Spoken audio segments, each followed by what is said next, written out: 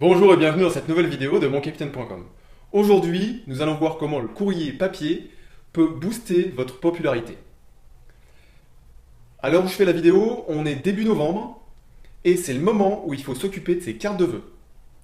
Si vous attendez un peu plus longtemps, vous serez à la bourre et vous les enverrez pas en temps et en heure. Vous zapperez et les cartes de vœux suivantes, c'est que l'an prochain.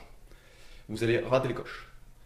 Je vais vous expliquer un seul conseil extrêmement puissant pour booster votre popularité avec du courrier papier. Mais avant, vous êtes libre de recevoir mon super bonus des 3 outils qui vous permettent d'être plus serein dans votre commandement au quotidien. Pour ça, vous cliquez sur le lien qui apparaît ici, ou vous remplissez le formulaire en bas d'article si vous lisez l'article. Alors, c'est quoi ce truc magique?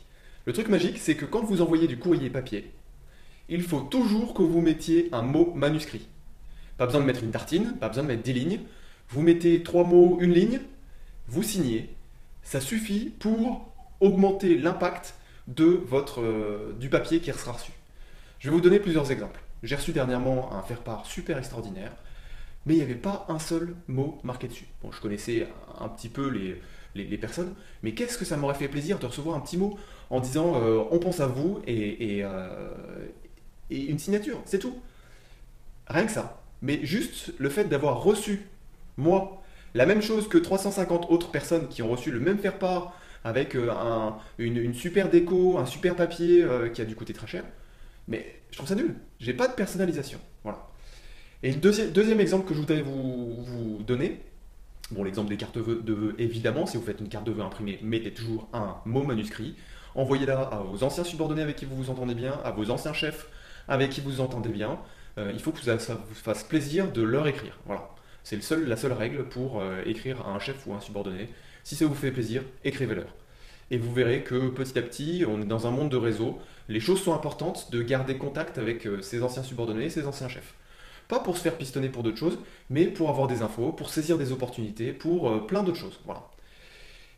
Et alors, le deuxième exemple dont je voulais vous parler, c'est un général qui s'est occupé en partie de la dissolution du 110, auquel j'ai appartenu. Et il y avait une entité civile qui était le collège de Donaueschwingen, duquel il devait s'occuper. Et il y avait eu des représentants syndicaux qui avaient écrit. Donc lui avait fait faire une réponse par quelqu'un, donc un de ses collaborateurs qui avait écrit la réponse.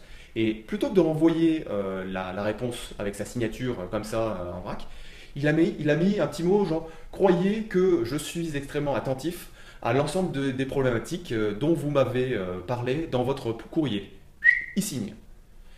Et ben ça, moi je connaissais très bien une des personnes qui avait participé à la rédaction du premier courrier qui a été envoyé depuis Donaueschwingen. Et en fait ça a eu un impact incroyable. Après, le général prenait vraiment en compte leurs soucis, c'était vraiment un bon général, quelqu'un qui était soucieux de... bon là, ça c'est un exemple qui est un peu gros, mais qu'on peut décliner à n'importe quelle sauce, même avec un truc de rien du tout. Voilà.